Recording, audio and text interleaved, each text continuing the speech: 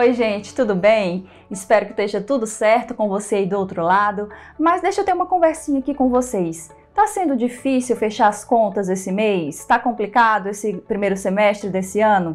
Pois é, né? O supermercado, os preços muito altos, aluguéis subindo também. Mas hoje o Na Ponta do Lápis vai tentar te dar umas dicas, vai te dar umas dicas para quem sabe tentar dar uma economizada, não fechar o mês no vermelho. Nós vamos falar sobre economia doméstica, vamos falar sobre planejamento, sobre várias coisinhas, várias dicasinhas para tentar te ajudar no seu dia a dia. E quem vai conversar com a gente é a Rosiele Pegado, que é consultora financeira. Rosiele, obrigada pelo seu tempo, por ter vindo aqui conversar com a gente. Eu que agradeço o convite, fico muito feliz de levar a educação financeira, né, para o nosso Brasil, que precisa tanto, principalmente nesse cenário de crise. É uma coisa que a gente sempre fala no Na Ponta do Lápis, a questão da educação financeira. E Rosiele, mas falando assim de um modo geral, como a gente faz para ter uma melhor organização das nossas contas? Primeiro, o nosso Na Ponta do Lápis de hoje vai ser especial. A gente vai fazer em duas etapas. Vamos falar de um modo mais geral para você conseguir organizar suas contas no dia a dia. E no próximo a gente vai dar aquelas diquinhas de supermercado, de compras, essas coisas para poder economizar dentro de casa. Mas, Rosiele, falando dessa organização financeira, essa organização do nosso dia a dia, como é que a gente pode começar para quem é meio desorganizado, para quem não tem muito hábito? Quais seriam assim, os primeiros passos para a gente conseguir organizar essa planilha, essas contas aí no final do mês? É fundamental a gente entender as fases de um planejamento financeiro. Se eu quero ter sucesso financeiro, eu preciso seguir alguns passos a cada etapa para que eu possa avançar. Muitas vezes a gente acaba não reconhecendo isso. A principal, né, a fase 1 é você reconhecer a sua situação real. Mas não é reconhecer só, eu sei que eu não estou bem. É reconhecer de fato ali. E para isso, você precisa criar um controle financeiro. Pegar todas as suas receitas, todas as suas entradas e todas as suas saídas e fazer esse controle para saber se você está no positivo, está no 0 a 0 ou no negativo. Então, isso é inegável. E aí muitos ficam naquela dúvida, né? Mas será que eu uso um aplicativo, uma planilha no Excel, um papel? A gente tenta fazer você entender que o objetivo é que funcione. Então, tanto faz o método que você vai usar. O importante é que você tenha a frequência, que você faça isso semanalmente ou mensalmente e vá controlando o seu orçamento para sempre entender qual a sua realidade hoje. E assim, falando sobre essa organização, a gente coloca tudo no papelzinho, supermercado, aluguel, como você acha que dava para organizar isso para no final do mês a gente não se perder? Porque a gente esquece de anotar uma coisa aqui, esquece de anotar outra coisa ali e no final fica uma bagunça.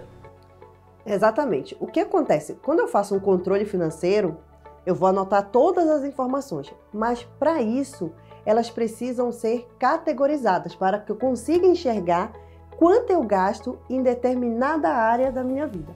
Então, eu posso pegar os cupons fiscais, né, ficar guardando, ou eu já ia anotando mesmo. Gastei, anota no celular mesmo, no bloquinho de notas, vai anotando. Depois, você vai categorizar. Quanto eu gastei na área de educação, quanto eu gastei na parte de saúde, quanto eu gastei com bem-estar, com lazer. E aí você vai conseguindo mapear quanto do seu orçamento você gasta em cada área da sua vida. E hoje é muito fácil, né? Que até como você comentou, tem aplicativos, se você esquece de anotar, mas ali o aplicativo está sempre mexendo no celular, né? Fica até mais fácil. Isso, o aplicativo, né? Como inegavelmente ficamos o dia inteiro com o celular na mão.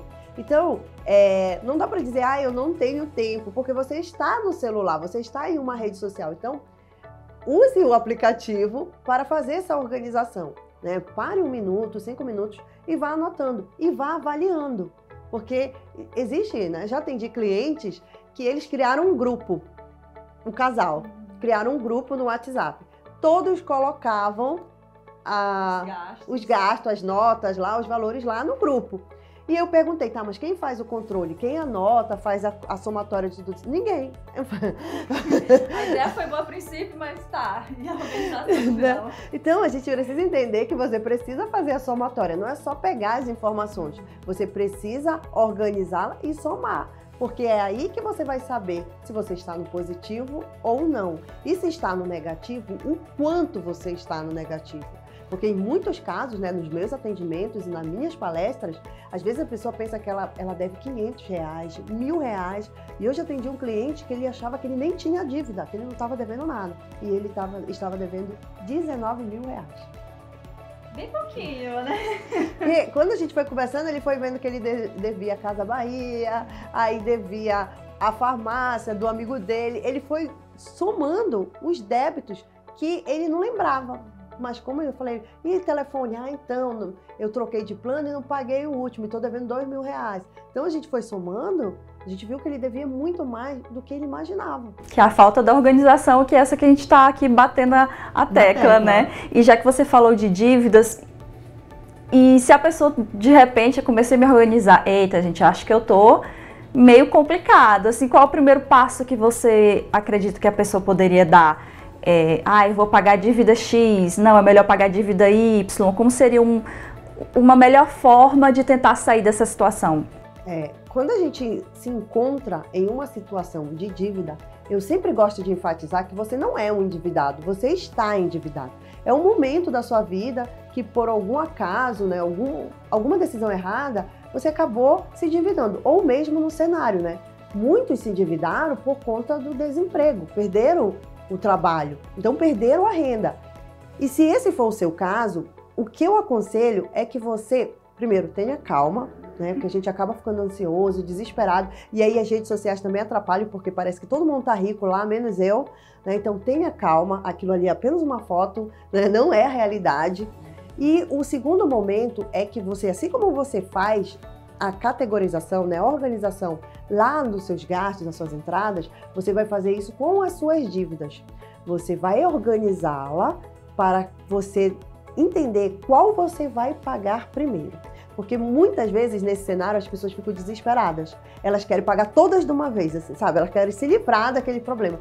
E não é assim. Então é importante que você comece pagando uma e vá até o final, até quitá-la. E para isso você precisa agora de uma nova estratégia de reconhecer qual a dívida tem maior taxa de juros. Então essa é uma estratégia, dar uma investigada ali no que está devendo, e a que tem taxa de juros maior, essa é a que você vai se focar. Porque você está perdendo dinheiro na taxa de juros. Então, por exemplo, você tem duas contas atrasadas, as duas no valor de R$100.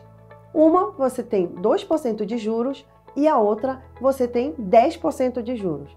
Então, se você for pagar atrasada, a de 2% você vai pagar R$102. E a de 10% você vai pagar R$110. Então, isso aqui vai virando uma bola de neve porque o juros dela é mais alto. E um outro ponto também, né? Então, você foca em pagar a de maior taxa. E o segundo é fazer a portabilidade. É trocar a dívida cara por uma dívida mais barata. E como seria isso? Eu fiquei curiosa, não sei do que se trata. Então, às vezes, a maior taxa é do cartão de crédito. Ela tem a maior taxa de juros. E muitas vezes é preferível, dependendo do cenário, você fazer um empréstimo pessoal numa taxa menor, você quita o cartão de crédito e paga esse empréstimo, mas tem que fazer um controle financeiro para pagar um empréstimo. Então, você trocou uma taxa muitas vezes de 16%, 12%, por uma taxa de 8%, 7%. Melhor pegar o empréstimo para pagar essa dívida que tem um juro maior e ficar pagando essa outra que tem um juro menor. Então, essa seria mais interessante. Que a gente chama de portabilidade de dívida, né? É trocar a dívida mais cara por uma mais barata. E se for o caso de banco, né? Se você estiver devendo banco, você pesquisa no mercado qual outro banco oferece uma taxa inferior e faz a portabilidade. Olha, essa dica foi preciosa. Nunca tinha ouvido falar que isso era possível em relação do empréstimo já, né? Mas em relação aos bancos, essa foi uma dica valiosa aí. Mas consegui me organizar.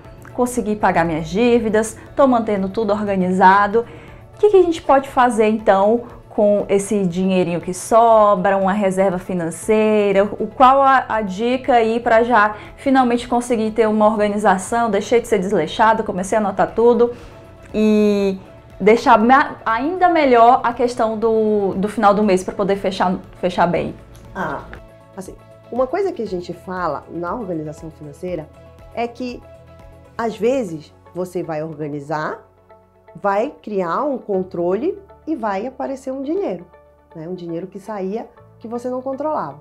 Isso é legal. Mas muitas vezes a pessoa chega no 0 a 0 ou não consegue bater.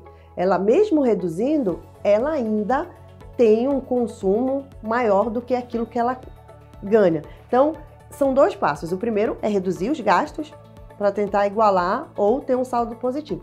O segundo, você chegou ali no limite, fala, eu não tenho como eu economizar mais, eu já cortei tudo aqui. Então aí você vai gerar uma segunda fonte de renda, fazer uma hora extra, vender algum biscoito, alguma roupa já usada. Você tem que gerar uma renda extra para aumentar esse capital e conseguir sair. Uma vez que você saiu desse cenário de endividamento ou de estar no 0 a 0, de nunca ter dinheiro guardado, aí a gente vem para montar a reserva de emergência.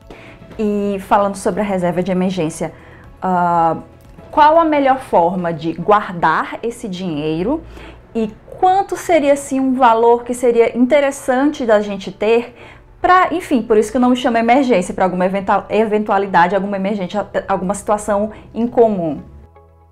A gente, dependendo do cenário e também da probabilidade de demissão da pessoa, né, por exemplo, um funcionário público, ele pode ter uma reserva de 3 a 6 meses, porque ele tem uma empregabilidade, né, ele não vai ser exonerado, só se ele cometer um crime. Mas fora isso, ele tem aquele trabalho para o resto da vida. Já uma pessoa que trabalha no comércio, em uma empresa privada, ela tem esse risco de sofrer a demissão. E aí ela tem que avaliar como é que está a saúde financeira da empresa, se eles estão contratando ou se eles estão demitindo. Porque nesse cenário ela avalia, eu tenho um alto grau, né, de empregabilidade. Então, pode ser de 3 a 6 meses. Mas eu tenho um baixo grau, a qualquer momento eu posso ser demitido. Então, essa reserva deve ser de 6 a 1 ano. Né? Porque a gente sabe, né, você sai do mercado, você não volta imediatamente. Então, essa reserva é para proteger você nesse período que você está sem receita ou que aconteceu qualquer problema na sua vida, seja de saúde, o carro quebrou, até mesmo uma oportunidade. Às vezes aparece um curso, você ganha a bolsa do curso, mas o transporte, a alimentação não são gratuitos. Aí você precisa investir. Então esse dinheiro de reserva, ele também é uma oportunidade de você investir em você para crescer e aumentar o seu conhecimento e ganhar mais. E qual seria a melhor opção para a gente guardar esse dinheiro? É no banco, é num cartão virtual, numa carteira, para ficar ali organizadinho? A gente, né, todo mundo sabe, fala aí, nós educadores, falamos que a poupança ela já não rende tão bem. Porém, entre deixar na sua casa ou na sua carteira e na poupança, o primeiro passo é deixar rendendo. Está rendendo menos que a inflação, a poupança? Rende, mas ela está rendendo até você conhecer Tesouro Selic, CDB, a conta de rendimentos. Então, tudo isso vai ajudar você esses produtos vão ajudar você a ter uma rentabilidade maior. Porém, você precisa ter um conhecimento, você precisa entender quanto você precisa aplicar, como faz para sacar. Você não vai colocar o seu dinheiro sem nenhum conhecimento.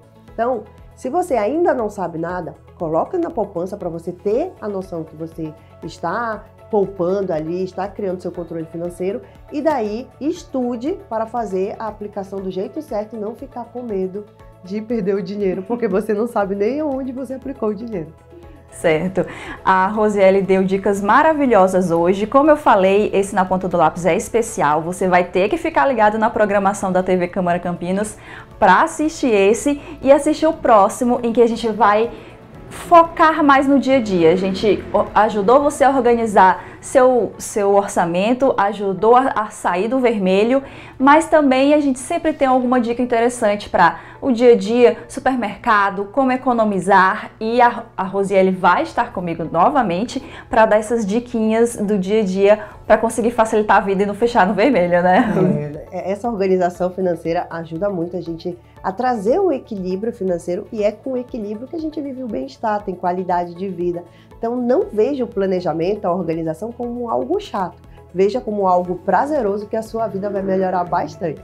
Obrigada, Rosiele. Vocês vão ver ela no próximo programa, próximo Na Ponta do Lápis. Por enquanto a gente se despede e você, como eu falei, fica ligado na programação para não perder esse próximo programa, que é a parte 2 desse Na Ponta do Lápis. Até a próxima edição.